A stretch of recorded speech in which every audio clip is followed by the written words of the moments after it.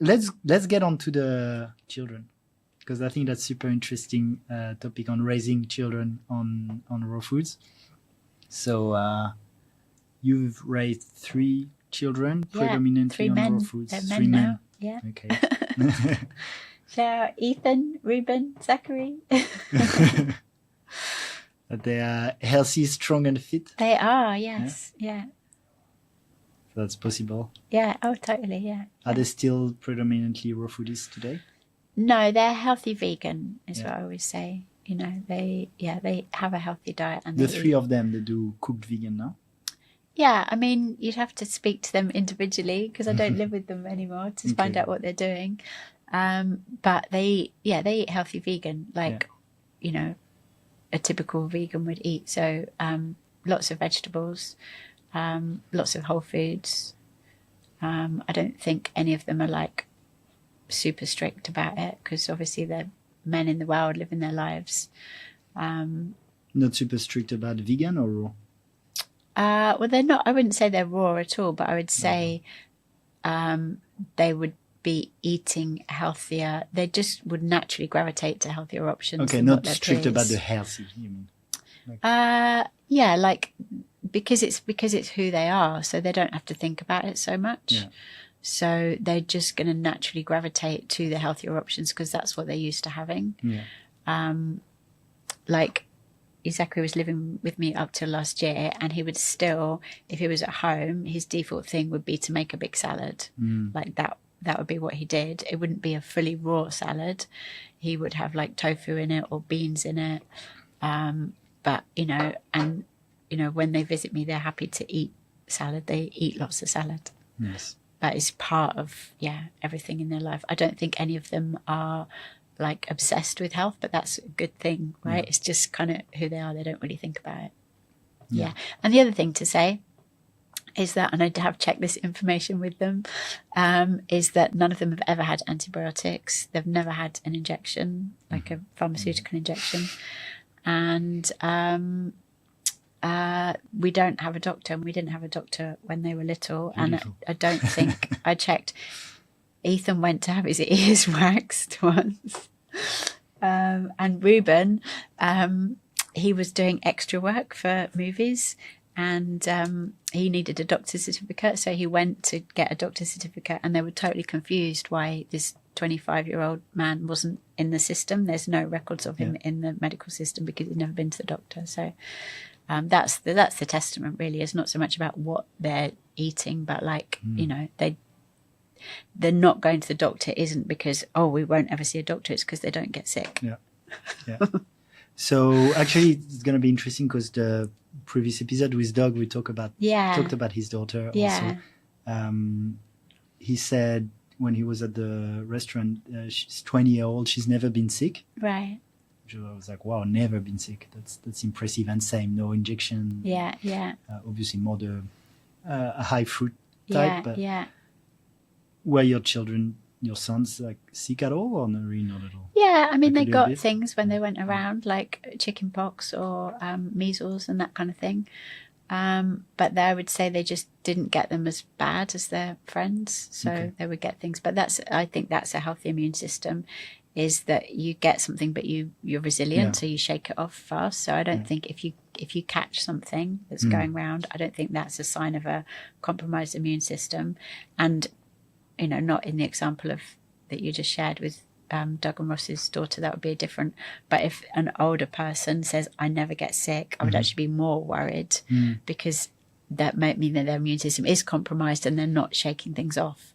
So I don't think it's a sign of ill health if you catch things. It's a sign if you don't throw them off fast. Yeah, it's a little bit subjective also, like what people call sick. You know, I'm sure Doug Graham's daughter also had days where she had a little something. And, but you did feel that your 3 sons in general compared to general population were getting less sickness symptoms. 100%. I mean, just things like, you know, when a lot of kids have, like, well, in England anyway, have like thick mucus crusted around their nose, like all the time. Like they didn't have that because that's from dairy, right? If you're being bottle fed from or things like eczema, that's from dairy, eczema, psoriasis. definitely all the injections are so immunocompromising. And then, people would like be giving their babies Calpol, they call it. I don't know what the kind of name is, but it's like a cold, a flu medication for babies. Like they would just be giving it to them every day, some people. Yeah. So all of that is compromising the immune system. Yeah, and that's the big thing about raw foods. That's one of the biggest aspects of raw foods is it doesn't demand as much work from the immune system. So when you're eating raw foods, your immune system's got more chance to build up strength and resilience. When you're eating cooked foods, you're depleting your immune system constantly. One other question that comes to mind on this is actually when Doug was sitting in his chair, he talked about the problems he had with the UK authorities that questioned how he was feeding his daughter, and he had to go through really like meeting with authorities to explain them, and I think he had like a 50-page folder on why he was. For him, yeah. Did you have any troubles with authorities doing that? No, which is always a bit crazy to me, but we home educated and we didn't have a GP, as I said, so we just weren't in the system. They didn't. I did. We did the whole thing without being in the system, which I don't know if you could do that now because this is kind of like 30 years ago. But no, we didn't. They just, we were free. But I was happy to hear when it happened to Doug that in the end he could get himself out of it, but and he's helping actually people to. Oh, good for him! Yeah, because maybe in the mainstream societies in the Western world, people were like, please give him a few Big Macs to eat to balance out the health. That's maybe what the authorities want, and a few injections. Yeah, definitely. Yeah, it's all about money, isn't it? Yeah. Why? So the three of them, they're still vegan, but not raw anymore. Why not? Do you know? Well, I just let them make their own choices. So, but why did they choose? I would say practical reasons, really. Just they're out socializing with friends, and it's about what's convenient and what's easy. I mean, vegan is huge in London now, so it's very easy for them to get vegan options. I